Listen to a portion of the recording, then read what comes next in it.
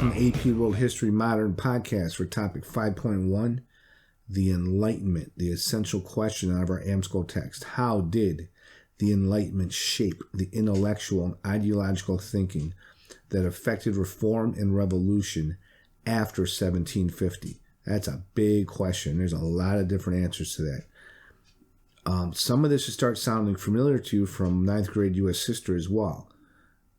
And for evidence beyond the documents, for contextualization, topic 5.1 can offer a lot. You could get a PhD just on the topics we're going to talk about today. So it's almost a crime to go through them so quickly, but this is really good stuff. It's going to be the foundation of the governments that the 13 colonies are going to set up when it becomes the United States of America. Okay. So as empires are expanding, okay, this is like an overall theme. The trade routes, more happen than just trade. You're going to get interactions with intellectuals in the 17th and 18th centuries. One of them we're going to talk about is Descartes. And an overall theme to this topic, you're going to emphasize reason over tradition and individualism over community values. You're going to see a shift. This shift is what's referred to as the Enlightenment. The ideals such as individualism, freedom, self-determination, these are challenging the roles that were set by monarchs, by the church, and this is also going to be a form of revolution in the United States, France, and all over the world. You could also tie this back, this is for a DBQ topic. Remember when we used that DBQ on Gutenberg and a printing press, right? This ties into that, right? Without the printed word, without books, there is no enlightenment. So you're going to see people from all over the world say, hey, you know what? Maybe my station in life isn't predetermined. Maybe I don't have to just listen to religious leaders or monarchs, right? Kings and queens. Maybe I can go above my current station. Let me think. God put you in charge, whether you're a czar, whether you're a king. This whole idea, if you keep people uneducated, it's very easy to control them. And that's still true today. But once they get educated and once they have some ideas, hey, you know what? Maybe God didn't want you to be the king. Maybe God didn't want you to be the czar. Maybe my existence isn't just to serve you. And maybe the thousands of people around me, how come all of our work, all our lives are just here to make your life better? Maybe that's not how God wants it. Hey, maybe there isn't a God. So you got people asking these kinds of questions now. And out of this kind of thinking, you're going to get, we talked about the scientific revolution, and you're going to get the humanism of the Renaissance, as Amsco puts it. And that's a good term. One thing that the Enlightenment brought was optimism. It's going to bring optimism, and it's going to give people hope. And you're going to kind of knock down these barriers. We're kind of doing the Wizard of Oz. For so long, in Europe, so many people just, you had generations that were just uneducated, so you kind of believed what you were told. Now it's like, hey, wait a minute. It's like the Wizard of Oz, all that smoke and fire, it intimidated you. You shook in your shoes. You did what you were told, but eventually somebody goes, what's behind that curtain? And you pull the curtain. Oh, okay. Then you start to realize a lot of these things you were told, they're just not true. So now you kind of want more for yourself. You want more for your family. Okay. So the Enlightenment, it didn't necessarily promote atheism, right? Atheism is a strong word. But it did promote that you can think for yourself. that's okay. And actually, you'll have a better life if you think for yourself. It's less likely you can be manipulated. And you don't have to rely strictly on what the church promotes. So to just, be so subservient and just do whatever the church tells you, maybe there's another way. Human accomplishments and understanding the natural world are going to be emphasized, are going to be promoted, and they're going to be encouraged. There's going to be new ideas on how to improve society. And you're going to get different schools of thought like liberalism and socialism. They're going to call it the age of isms. Conservatism is going to become popular among the ruling class. Now, these are buzzwords today, right? You could get tomorrow's New York Times or Wall Street Journal, whatever newspaper you prefer. These are big words. And if you go on, you get on your Google machines, you go on the book face, and you see people, seem to really like going out there and having these political rants. These words, these are red button words here, right? They get people going, man. You say liberalism, you say socialism, you say conservatism. These are hot button topics today. We got an election coming up, right? It's 2020. But here's the thing, and before we get into this, with topic 5.1, I know we're studying for an AP World History exam, but there's a bigger challenge here than just an AP test. Your job as an educated person is to have an informed opinion rather than just an opinion. And there's a huge difference. You know what they say about opinions? Everybody's got one. But you want to have an informed opinion, right? When you go on the book face, your social medias, you see these political rants, the most of them, people, they're talking all the time, but they're never saying anything, right? It's just a bunch of noise. So your job here is so let's throw out that first one, liberalism, being a liberal. That may infuriate you, or that may be something you're solidly behind, that you believe in. Either way, if you love it or hate it, you can't really love it or hate it if you don't know what it is. Socialism, right? I try to stay out of these ridiculous political conversations, but I do get dragged into them sometimes, and all I try to do is just ask people questions, and it's pretty much over. So someone was going on a rant about socialism, so they talked about it for a good 15 minutes, why they don't like it. And I go, what is it? And I go, can you define to me what socialism is? And they can't do it. Conservatism, if you love it or hate it, either way, you can't really love it or hate it if you don't know what it is. So I think it's your job as an educated person. You should know what conservatism is. You should know what liberalism is. You should know what socialism is. Any of these isms. Then I think that's a job of a teacher, is just to teach you what all of these things are. Then where you gravitate to, that's up to you. That's a personal choice. But if you can defend or attack any of these in an educated manner, where you have knowledge of what they are, as a teacher, my job's done. The rest is up to you. I just don't want you going out there looking like an idiot and just regurgitating what you heard on your favorite cable news network, right? So that is some added value to topic 5.1. I know it's all about the AP exam, but especially this topic, there's a lot more you can benefit from, and you can study these topics in undergrad. When you take an elective, I encourage it, because I think this stuff's fascinating. All right, so we have all these isms, and usually my challenge used to be, I should teach an American foreign policy class. I dare you to educate yourself on the other side, whatever the other side is to you.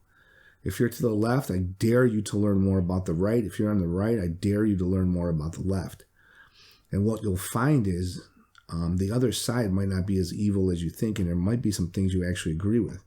And that's why you do have moderates, right? People have moderate views. So you're going to have these new ideals. And keep in mind, before you think somebody on the other side is purely evil, most people, you're going to gravitate towards an ism that benefits you or your family. Like, where do I fit? Well, this would benefit me. This would benefit my family. So of course you like it, I have friends and family from all over the political spectrum, and we don't really get into the debates or yelling and screaming. Because I kind of get it. Like, I totally understand why my one friend's a conservative. It makes perfect sense, based on his perspective in life and where his family is. And my friends are liberal. It makes absolutely perfect sense that they're liberal. Of course they are, and that's okay. But at least have the knowledge here. So you're going to get a clash between new ideas and old political structures. And these are going to lead to revolutions. And they often had two aims. So these revolutions that are going to be sparked from the Enlightenment, you're going to see a group of people looking for independence from imperial powers, right? Like I started out with, like, they're pulling that curtain on the Wizard of Oz. And they're going to see, beyond the smoke and fire, it's just some little bald guy. Number 2, constitutional representation. That should sound familiar to you, right? Think U.S. history. Both of these, right? So we want a constitution. We want some rights too. We do not exist just to make life easy for the people on top. We deserve a piece of the pie too, right? These are going to develop out of the concept of nationalism. Nationalism can be scary stuff sometimes, as we'll see throughout history. But they're going to have a feeling that what nationalism is. Like, think of, the one, if you remember last year, I showed you that political cartoon on nationalism going off a cliff when we started the Nazi Party. It can be, there's nothing wrong with patriotism, but nationalism can be dangerous. Our AMSCO text calls it a feeling of intense loyalty to others who share one's language and culture. And, it's a very easy thing to do, right? The easiest thing in the world, no thinking required, is, and this is what you're going to see here, there's 500 religions in the world. Oh, but don't worry, yours is the right one. Of course my religion's the right religion. And all the different races in the world, well, of course my race is the best. My culture's the best, right? We are superior. So that's a very dangerous combination. And the AMSCO text says, when you have nationalism, when you have this idea that people who share a culture should also live in an independent nation state, this threatens to destroy all of Europe's multi-ethnic empires. So you have all these countries multi-ethnic. If only one kind is right, there's only one group of cool kids, this can be incredibly dangerous. And everything I've talked about so far, again, tomorrow's New York Times, tomorrow's Wall Street Journal, you can apply a lot of this, right? Okay. So let's talk about some of these new ideas and their roots. Okay, Francis Bacon emphasized empirical methods of scientific inquiry. Okay. Empiricism is the belief that knowledge comes from sense experience, from what you observe through your experience, including, through experiments, rather than relying on reasoning about principles provided by tradition or religion. Bacon based his conclusions on his observations of natural data. Empiricists, they tend to be skeptical that anything can be known for certain. They're less likely to buy into dogma or absolute truths. We talked about dogma before, right? When we were talking about Gutenberg. Okay, so you have this philosophical belief that states your knowledge of the world is based on your experiences, particularly your sensory experiences. Now, not to get too deep in the weeds, but I just want to kind of add to this, so it kind of makes more sense to you. Now, the opposite, like if you study this, you'll study about rationalists too. And they kind of bump heads. And they'll say something like, you don't have to make an observation to know that 1 + 1 is 2. Any person knows that. The concept of one and, addition. That kind of works it out for itself. But an empiricist is going to argue that the only reason we understand 1 + 1 is 2 is because we have seen it in action throughout our lives. As children, we learn by observing adults, and that's how we gain abstract knowledge about things like math and logic. Of course, ideally, knowledge consists of both observation and logic. But you don't have to choose between the two. It's more a matter of which one you emphasize. So that's just kind of a different take on it, because it's often misinterpreted. Read and not to contradict and confute, nor to believe and take for granted, nor to find, talk, and discourse, but to weigh and consider. Okay, that's Bacon. That's a kind of, just give you an idea of vibe and what he believed in. He had some controversial quotes too. Like he had, he that hath wife and children hath given hostages to fortune, for they are impediments to great enterprises, either of virtue or mischief. So he kind of, a lot of these guys are snubbing their nose at tradition, right? The tradition is, I do what the church tells me. I listen to my king or queen. I have, I raise a family. I work hard. I don't complain. I don't ask for much. I stay in my lane, right? Well, they're kind of thumbing their noses at that. And he also, probably his most famous quote, I think, is knowledge is good. That don't be afraid just because maybe you're a farmer or whatever. It doesn't mean you're not allowed to, to be educated. Okay, so moving on. In the same century, philosophers Thomas Hobbes and John Locke. This should sound familiar. Maybe your civics class, U.S. history class too, right? Viewed political life as the result of a social contract. Hobbes argued that people's natural state was to live in a bleak world in which they gave up some rights to a strong central government in return for law and order. Again, that's a hot topic right now in the United States if you follow any kind of politics or political science. Locke, on the other hand, he argued that the social contract implied the right, even the responsibility of citizens to revolt against unjust government. So you can kind of guess who's reading these guys. Who does that sound like? If you remember U.S. history, right? Kind of sounds like who? Thomas Jefferson, right? About rebellion. So these guys are influencing the founding fathers, And like here, check this out. Locke, he thought that people had natural rights to life, liberty, and the pursuit of property. What does that remind you of? Kind of sounds like what? The Declaration of Independence, doesn't it? Jefferson writing the original draft, and then, I'm blanking on...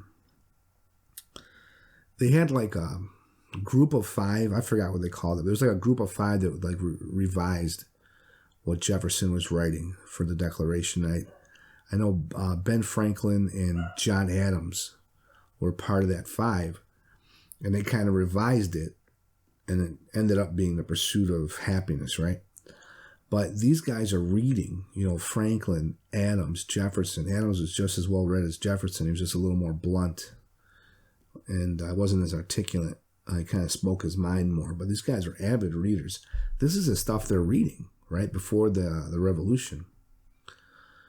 So Locke proposed that a child was born with a mind like a blank slate, right? Remember, what's that term? Tabula rasa. Waiting to be filled with knowledge in a world in which most people believed that an individual's intelligence, personality, and fate were heavily determined by their ancestry. Locke's emphasis on environment and education and shaping people was radical. You might think that's common sense, but you got to understand, like, oh well, here's this baby was just born, but he was born into a family of low status. So this kid's really not ever going to amount to anything, and it's not going to make any waves, not going to do anything important. But these guys are saying, no, tabula rasa, man. You have the potential to be whatever you want. You can do whatever you want if you put your mind to it. So you're going to see some of these philosophies taking shape, with the colonies, and then the French Revolution. Okay, next topic, the philosophes. In the 18th century, a new group of thinkers and writers who came to be called the philosophes explored social, political, and economic theories in new ways. Jefferson, and Franklin from America, Adam Smith from Scotland, and many French thinkers. So Montagu wrote Spirit of Laws in 1748. He praised the British government use of checks on power because it had a parliament. Again, it should sound familiar. So you're going from, a monarchy or an absolute monarchy. The king says this, the queen says that. Shut up and do it. So obviously, what's the problem with that? The king and the queen, they're going to do whatever's best for them. You're going to have unchecked aggression, unchecked power. That's not good. So now you're seeing more with, hey, you know who has a voice? You know who counts besides you? The people. The people have a voice as well. So you're going to get parliament. This is also, Montagu, indirectly, look at the date, 1748. What's right around the corner? If you remember, U.S. history, right? Montagu, he's also going to influence the American system, which adapted his ideas by separating its executive branch from its legislative branch, and those two are separate from its judiciary branch, right? So we have today, and that's a good thing. Okay, the next guy, I'm a big fan of this guy, Voltaire. One of the best books I've ever read, Candide. I absolutely love Candide. This is like social satire. I always thought Quentin Tarantino could direct a modern day version of Candide. This is a great book. I highly recommend reading this before you start college. He advocates for civil liberties, okay? And it's kind of is like a Tarantino said. It's violent and it's funny in a way. Voltaire had a quick wit about him. He's going to campaign for religious liberty and judicial reform. So he's another guy that's kind of snubbing his nose at, the establishment, the way things have been, right? Where everyone should just shut up and, stay in line. And he had a really controversial quote. Just to let you know what Voltaire was about. I'll give you a couple quotes here. If God did not exist, it would be necessary to invent him. So, that's, that'll upset people now in 2020. Back then, it upset people even more. Appreciation is a wonderful thing. It makes what is excellent in others belong to us as well. And another Voltaire quote, work keeps at bay three great evils: boredom, vice, and need. So Voltaire, again, it's kind of kills me to be moving through this so quickly, but this is really, really good stuff. But just to give you an idea of what these guys believed, what they tried to write, and what they tried to put out there. Okay, the next Enlightenment philosopher, if you will, Jean-Jacques Rousseau. He expanded the social contract idea by Hobbes and Locke. He wrote in The Social Contract in 1762. He presented the concept of the general will of a population and the obligation of a sovereign to carry out that general will. He was an optimist who believed that society could improve. You didn't have to accept the way things were, right? And Rousseau was going to inspire many revolutionaries the late 18th century. And, if you are interested in this stuff, I'm over here, one of the oldest collections in my library. I'm in my study right now, and I got this as a young man, Will and Ariel Durant, Story of Civilization. And there's a lot of volumes here. Let me see. Like if you go like volume 7, 8, 9, and 10, Rousseau and the Revolutions, 10. Volume 9 is The Age of Voltaire. If you do want to study this stuff further, I know it's kind of dated, but I always love the Will Durant series. That's a great place to start, in my opinion. Okay. Now, this one, I believe we talked about this the other day. I think we're running through some DBQs in class. I was lecturing a little bit on the process. Adam Smith, The Wealth of Nations. 1776, right? It's an important date. It's not an accident. So Smith, he's going to respond to mercantilism by calling for freer trade. Remember, we started mercantilism. It kind of benefits the mother country, right? Again, another example of how the majority of people, your role in life is to make sure the people on top stay on top and get as rich as possible, right? Well, he's challenging that. He comes up with, and this is absolutely a modern day term and a modern day topic. He comes up with laissez-faire economics, the French term.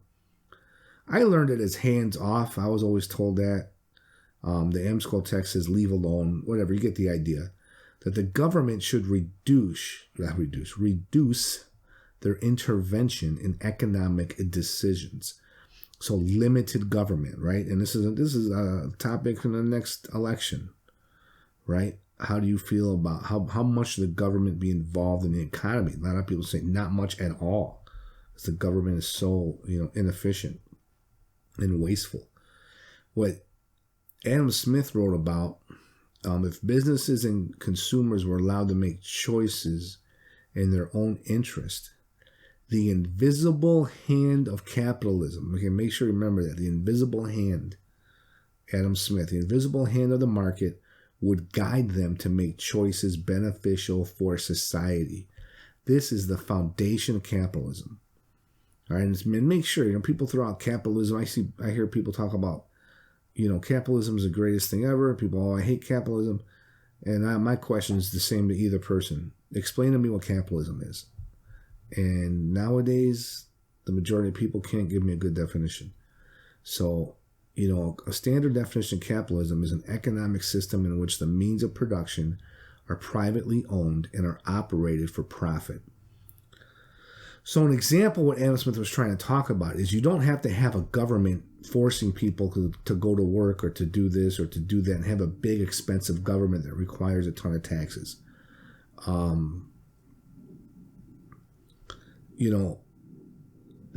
That the invisible hand of capitalism, people are going to do the right thing because they like money, right? Human beings are incentive based. So you don't have to have fixed prices dictated by the government let's say,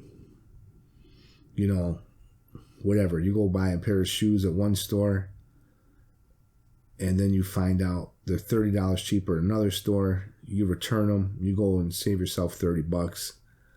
That's capitalism. That store is going to reduce their prices where they have the more expensive shoes because they want to stay in business. They don't need the government to tell them, hey, you need to reduce your prices. You need to be more competitive. The market's going to dictate that. That's the invisible hand of capitalism. What if Burger King was the only fast food restaurant in the country? A Whopper would cost $15. But, they have competition. They have McDonald's, they have Wendy's, whatever. And then one of them has a sale. They're trying to undercut their competition. They're going to be competitive because of the invisible hand of capitalism.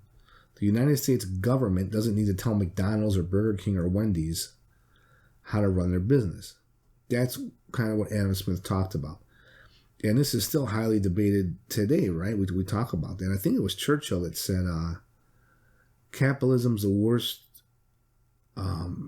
economic system ever developed except for all the other ones. So he might have been talking about democracy. I might have misquoted that. But the idea is it might not be perfect, but it's better. It's better than anything else. So that's what Adam Smith talked about, the invisible hand of capitalism. The market is going to have people do what they need to do because people want to make money and be profitable. Okay, let's go to another guy who's very influential. I think I mentioned this guy too last week. Thomas Paine, and it's P-A-I-N-E, there's an E at the end. Thomas Paine. He wrote, well, some might argue is one of the most important book written in the United States. The colonies at the time. He wrote a book called Common Sense. And this is what advocates for the independence of the colonies. He probably would have been more popular. The AMSCO book talks about this. he had a lot of anti-church writings, right? It was a little kind of too much at once, and that kind of damaged his popularity. But there was a book I read called 46 Pages. I forgot the author, but it's a good book. I think it came out probably 20 years ago, somewhere around there. And because Common Sense was 46 pages and it talked about the history of the book and the impact it had, it's really amazing. Like the author, who I can't remember at the moment, he kind of talked about, the American Revolution may not have happened when it happened if not for Common Sense. Like, that's how powerful of a book it was, that it really got people riled up. Like, they were already upset with the taxes and everything, but that book kind of gave people, like, an organized frame of reference and something they could, like a foundation to build, their argument on. And that was very influential, very powerful. It was really a real example of the power of thinking and the power, Thomas Paine's Common Sense is an extension of the Enlightenment in Europe. And the effect that has when you educate the masses and what can happen, right? You started a new country, right? The colonies are going to become the United States of America. Okay, also what's going on? The poverty's increase in the cities of Europe and America, poverty's in the cities. To a response to this poverty in the cities, some people said, well, we need more government programs. Others said we need more private charity. Conservatives blamed the poor and suggested they help themselves. Again, this could be a topic in 2020, right? We still talk about this. So conservatism here, right? We're talking about these isms. It's a belief in traditional institutions favoring reliance on practical experience over ideological theories, such as that of human perfectibility.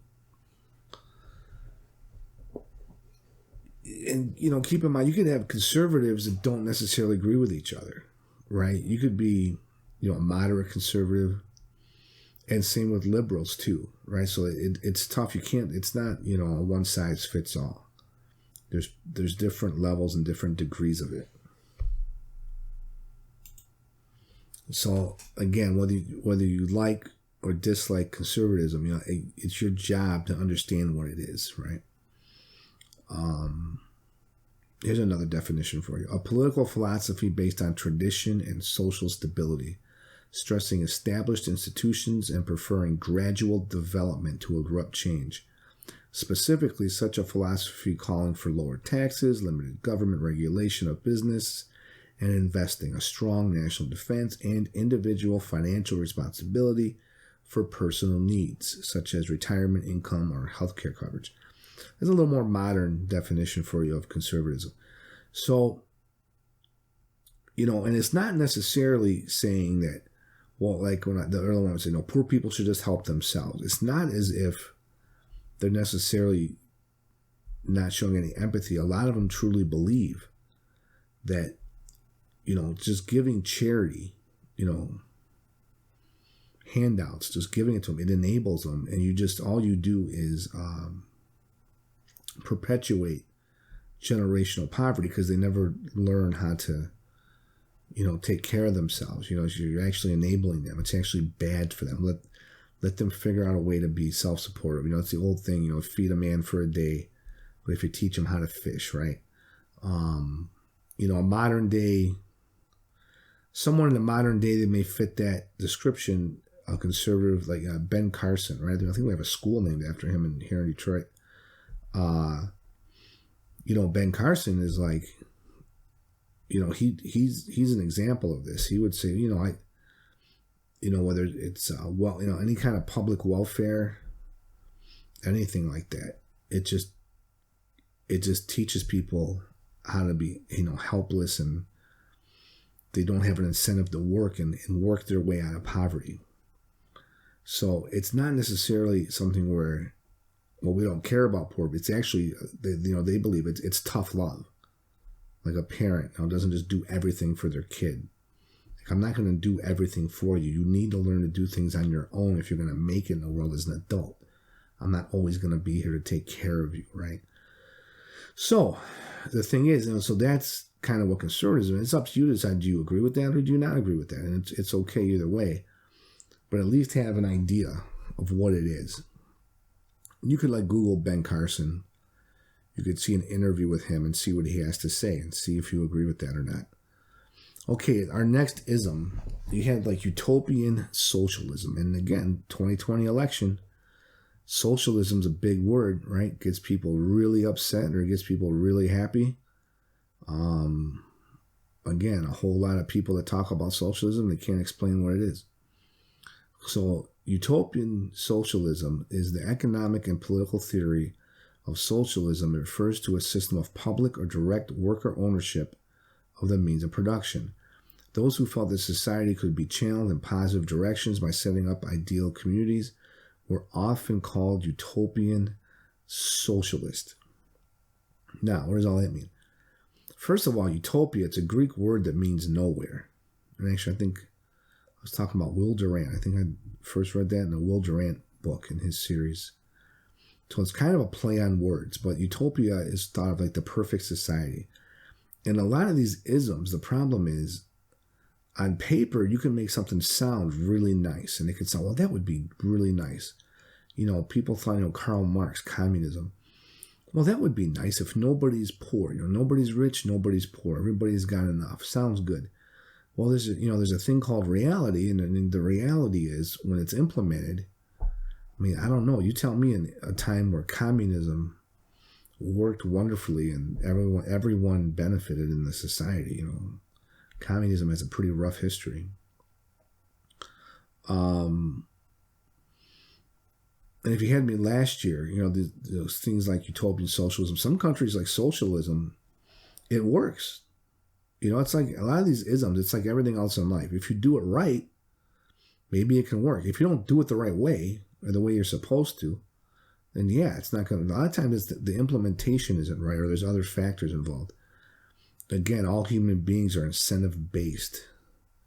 So if you remember the example from Ayn Rand's Atlas Shrugged we talked about, people with the most talent, they lose their incentive to work more because the people that don't work very hard or don't have a skill set, they kind of have the same lifestyle as someone that works very hard and has a big skill set. And it's kind of not fair, right?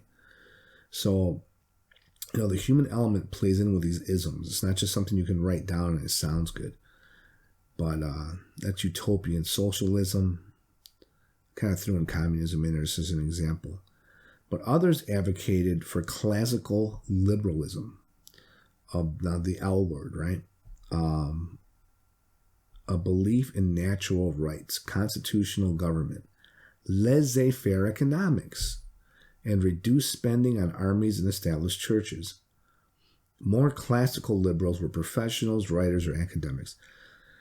Now, this is a perfect example of how people that love or hate liberalism, when you talk about classical liberalism, people on both sides of the aisle, today are often shocked that classical liberalism actually advocated for laissez-faire economics.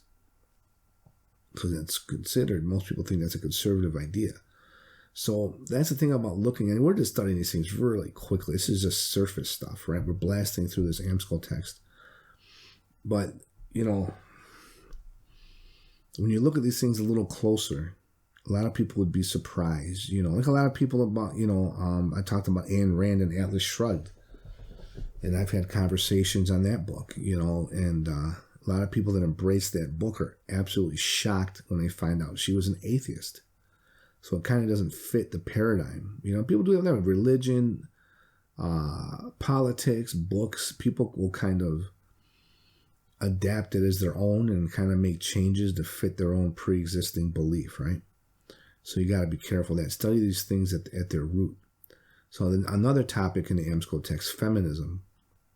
This saw the emergence of a movement of women's rights and equality based on Enlightenment ideas. In 1792, in England, pioneering writer Wollstonecraft published A Vindication of the Rights of Women. She argued that females should receive the same education as males. Universal education would prepare women to participate in political and professional society, enabling them to support themselves rather than relying on men. Now, an issue, absolutely, it's still an issue today, man. You say the word feminism nowadays in mixed company, people are going to lose their mind. Some people strongly for it, some people strongly against it, and oftentimes nobody really understands what it is. But what's wrong with females wanting to receive the same education as males? That may seem like common sense to you today, but these are new ideas. You're constantly seeing the establishment is being challenged, whether it's political, whether it's religious, whether it's societal, right? A societal norm here is being challenged. Women women are just supposed to raise children and take care of the home. Mm-hmm. That is being challenged, right, through this paradigm shift of education and the Enlightenment. Another one, 1848, Seneca Falls, New York. I'm sure you had this in U.S. history. Activists gathered to promote women's rights and suffrage. Suffrage, by the way, often, especially on a DBQ, make sure you know what that means. It doesn't mean to suffer, right? It's right to vote, women's right to vote, suffrage. Mott and Elizabeth Cady Stanton declare all men and women are created equal. So you see they're kind of putting their own spin on some old European Enlightenment, and then which was adopted into the Declaration of Independence by Jefferson, revised by Franklin and Adams, and I think 3 other people, I can't remember the time. But now they're throwing women in there. And even though it did say all men are created equal, it wasn't really true either, was it? Because they didn't count, black males. They were slaves. Okay, they demanded women deserve the right to vote and hold office, own property, and manage their own incomes, and be the legal guardians of their children. Okay, the next ism. Abolitionism. All right, we just talked about slaves, but a movement to free slaves and end serfdom. So there was a ban on the slave trade in Denmark in 1803, Great Britain in 1807, and the U.S. in 1808. The United States was the rare country where the number of slaves increased after the importation of slaves was legally ended. So don't misinterpret it. It doesn't mean slavery ended at these dates, right? We better know that, right? 1808, slavery is alive and well, right? Still before the Civil War. The last country in the Americas to end slavery was who? It wasn't the United States. It was Brazil.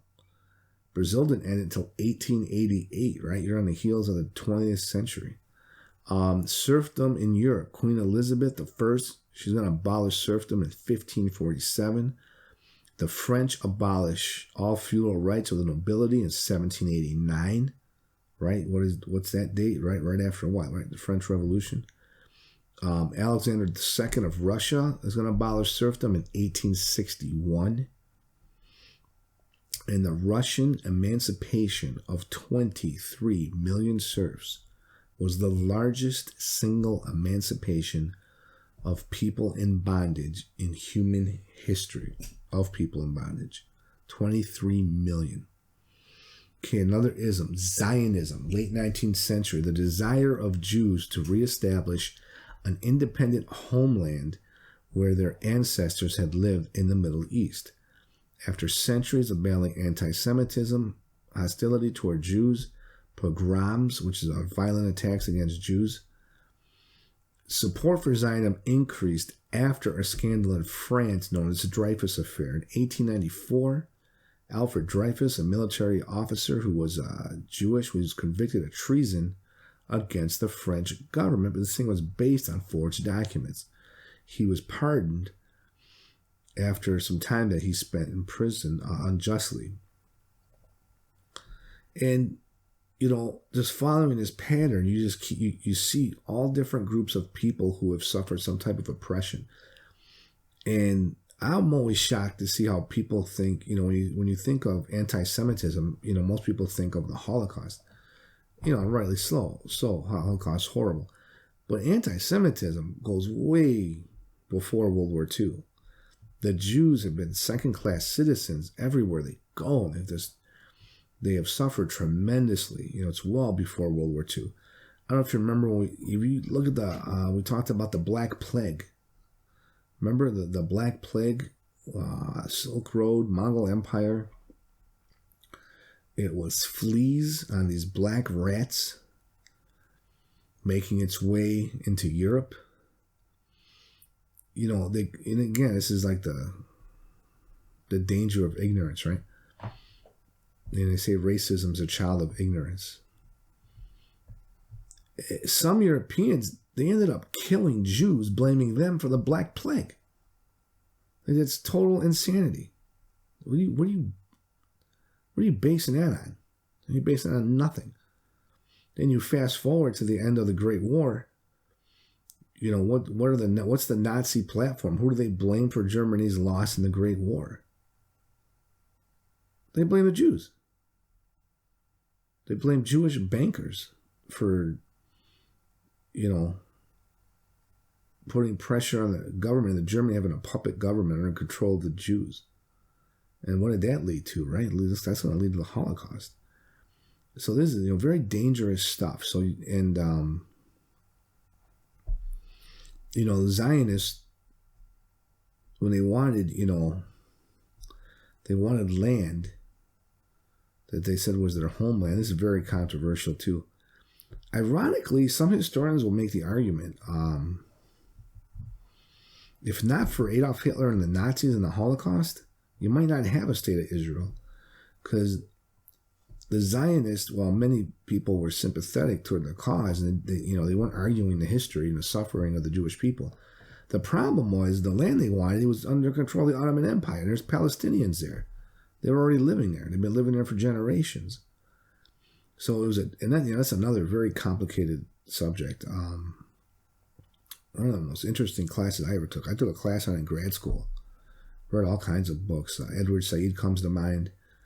And it's just a very horrible situation, but on both sides, a lot of suffering. And, but you can see the point of both sides, but it wasn't until it was kind of worldwide sympathy for the Holocaust, rightly so. This horrible thing that just happened, over 6 million Jews are murdered by the Nazis. And, then the state of Israel is granted. I'm still shocked to this day how many people don't realize the state of Israel didn't come into existence as it is today until 1948. That's after World War II.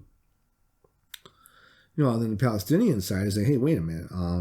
The Holocaust was terrible, but we had nothing to do with that. Why don't you give them part of Germany, right? So it's always two-sided, right? We know with our own country. I'm sitting here in my warm, cozy house in the middle of winter. I paid taxes on it. I pay a mortgage. This was Indian land, right? So, these stories are, it's very difficult if you really study this stuff, just to cut and dry, who's right, who's wrong. But the Zionist movement, they're going to get their state of Israel after World War II, but they still exist at this time. It's going to take, I think it was called ANSCOM, the United Nations Special Committee on Palestine, if I remember right. And they're going to kind of, blaze a trail for the state of Israel. If you're interested in that, by the way, I got a good book here, History of Israel, From the Rise of Zionism to Our Time by Howard Sakar. I hope I'm pronouncing that right. But that's a book I read a long time ago. But anyway, all these isms, what's the commonality here? We've covered a lot of ground. Zionist, feminist. You're seeing people who have been marginalized that are kind of fighting for themselves, and they want better. They want more, and they want better for themselves. And hey, you know what? My life matters too. I should be treated equally like everybody else, right? So that's the importance of the Enlightenment. And a lot of these things we talked about today, the fight is still there. The women still have equal rights. Is there still racism against blacks in this country? Is there still anti-Semitism? Absolutely. But okay, 5.1, big topic. I'll see you in 5.2.